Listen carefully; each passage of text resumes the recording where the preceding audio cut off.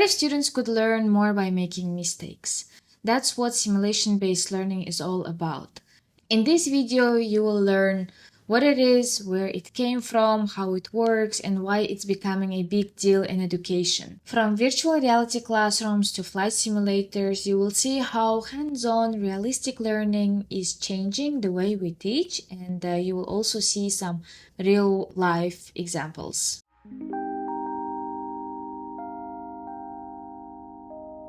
Simulation-based learning is an instructional approach that immerses learners in realistic interactive scenarios that replicate real-world tasks, environments, or challenges.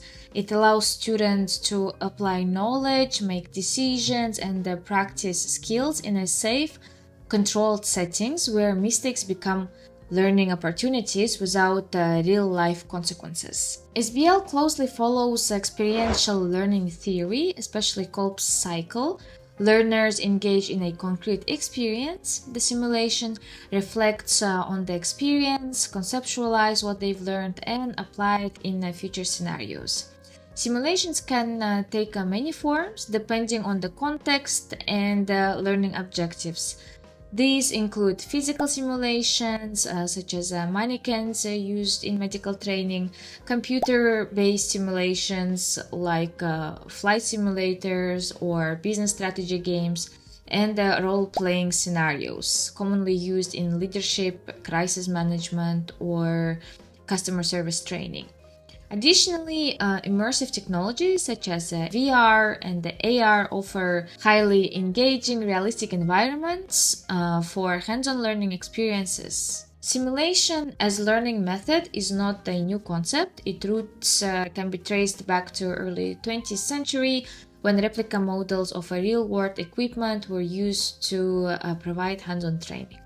One early example is the Link trainer, developed in the 1920s by Edwin Link. It was one of the first flight simulators that allowed pilots to train without flying actual aircraft, improving safety in high-risk professions. By the mid-20th century, simulation was introduced into medical education. In the 1960s and 70s, anatomical models and more role-playing exercises helped trainees practice clinical procedures and communication in a safe environment. In the early 21st century, digital technology brought high-fidelity computer simulations into education and training.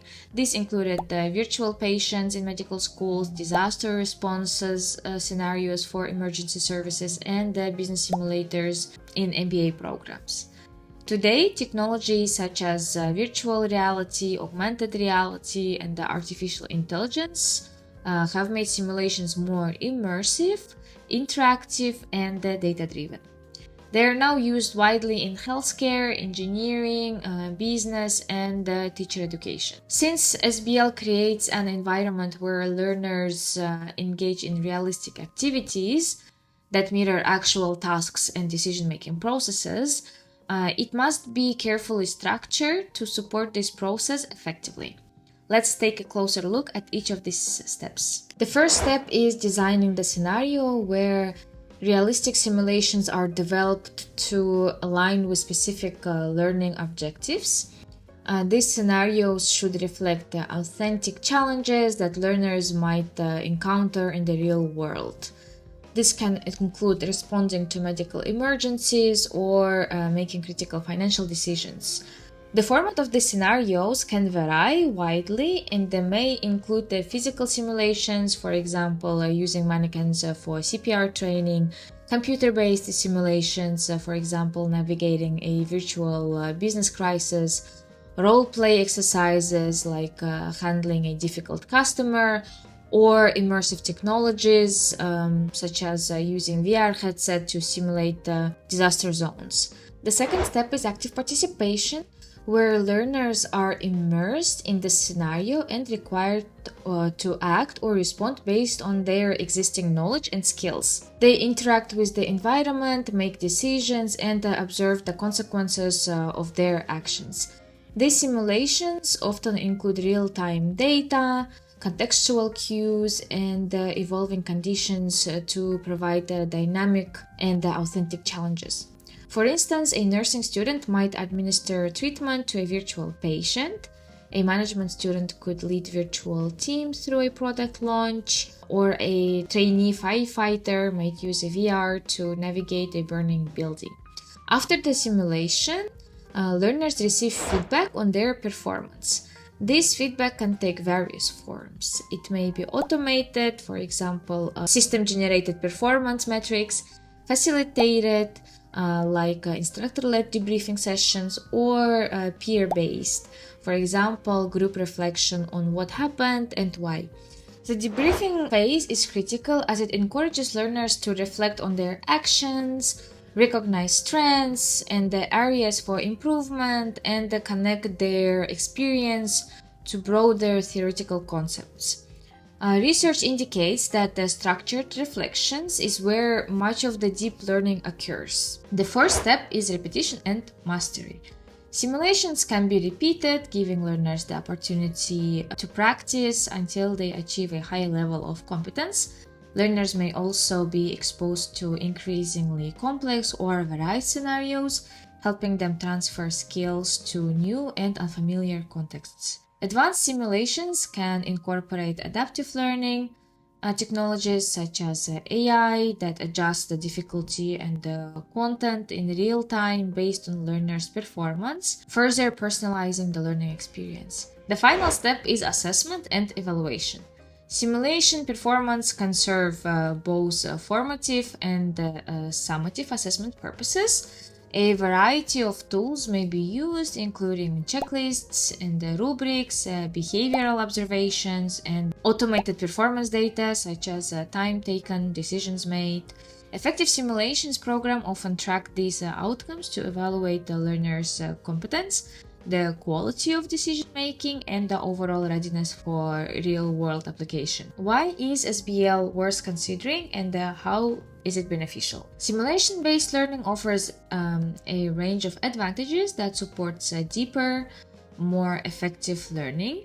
One of its key advantages is that it provides a safe environment for learners to make decisions, experiments, and even fail without real-world consequences. For instance, a nursing student can practice administering injections on a mannequin before working with actual patients, reducing anxiety and building confidence.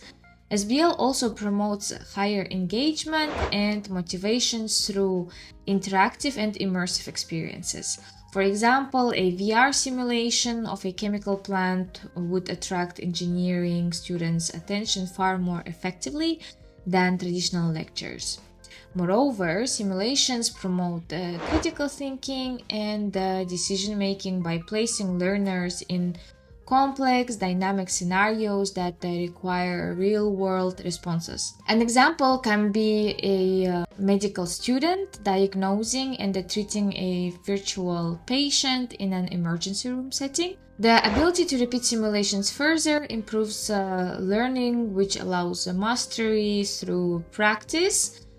Flight trainees, for example, can perform dozens of takeoffs and landing in a simulator before attempting the real thing. And finally, SBL supports a realistic contextual learning by bridging the gap between theory and practice.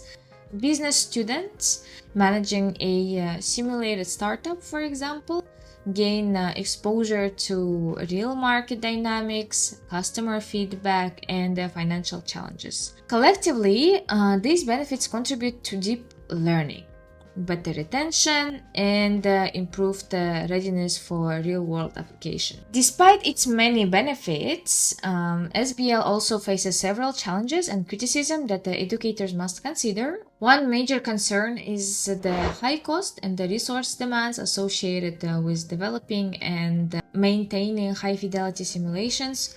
For example, a VR medical simulator may require specialized hardware, software licenses, ongoing maintenance, and the technical support, making it difficult for smaller institutions or those in low-income regions to adopt SBL at scale. Another significant challenge is the need for well-trained instructors. Effective simulation requires facilitators who are not only subject matter experts but also skilled in simulation pedagogy. Without proper training, debriefing sessions can be poorly executed, potentially leading to misunderstanding or reinforcing incorrect practices. Assessment within simulation presents another issue, especially when evaluating soft skills like communication or teamwork. These assessments can be highly subjective, with different instructors interpreting the same performance in the different ways, making it difficult to ensure fair and consistent evaluation. Additionally, learners' resistance or anxiety can affect the success of SBL. Some students may experience performance anxiety, particularly in high stakes or recorded simulations, while others may not take the experience seriously, perceiving it as a game. So these emotional factors can distort performance and undermine the learning process, highlighting the need for thoughtful design and the supportive facilitation in simulation-based environments. When you are implementing simulation-based learning, there are a few important steps to follow to make sure it works well. Start by defining clear learning objectives. Ask yourself what real-world tasks or decisions should learners be able to handle after the simulation. Having a clear goal helps guide the design and makes the simulation more effective.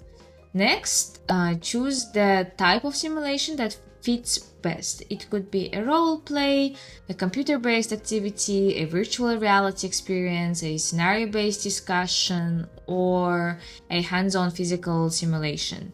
The format should match your learning goals and resources you have available. Then design realistic scenarios. These should reflect the kinds of challenges learners might face in the future work. The more relevant and practical the situation is, the more useful the learning experience will be. After that, think about how the simulation fits into the course. It should connect with the rest of the content, either to reinforce important concepts or to help assess whether learners are applying what they've learned. It's also important to prepare both learners and facilitators. Learners should understand the purpose of the simulation and what is expected from them. Facilitators should be trained to guide the activity and support learners, including how to run a debrief afterwards. Once the simulation is running, make sure to follow it with a debrief. This is a chance for learners to reflect on what they did, why they made certain choices, and what they might do differently next time. This is a very important part of the learning process. And finally, assess and reflect. Use tools like a checklist, rubrics, or system-generated data to evaluate the learner's performance and take time to review how the simulation went overall. Feedback from both learners and the facilitators can help you improve future sessions. So these were the steps for implementing simulation-based learning. Now let's take a look at how this actually works in practice. A great example comes from Bowling Green State University, where simulation technology is being used to improve teacher education. This case shows how immersive AI-supported simulation can help students prepare for complex, people-focused roles before they ever enter a real classroom. In their education majors, a platform called Immersion is used to take part in live virtual simulations. Instead of immediately working with real students, these future teachers interact with avatars, computer-generated student characters controlled in real time by trained simulation specialists. These simulations are designed to reflect the common classroom situations, such as dealing with a disruptive student, addressing disengagement, or offering academic support. These scenarios are customized and realistic, giving students a chance to practice classroom management, instruction, and communication, both with students and with parents. What makes this approach, especially effective, is the blend of AI and human interaction. While the avatars are powered by technology, their responses are guided in real time by professional simulation actors. This means the experience can adapt based on teachers' actions, providing a safe environment to test the different strategies, learn from mistakes, and build confidence. University faculty members have seen clear benefits. Students gain practice in emotional intelligence and adaptability, receive immediate feedback and the coaching, and build professional communication skills. One student even shared that it felt just like interacting with real students, which actually shows how well the simulation captures the emotional and the social side of teaching. Here are a few bonus tips to keep in mind when implementing simulation-based learning. Start small. It's often best to begin with a pilot, try out a single simulation before expanding to a large scale.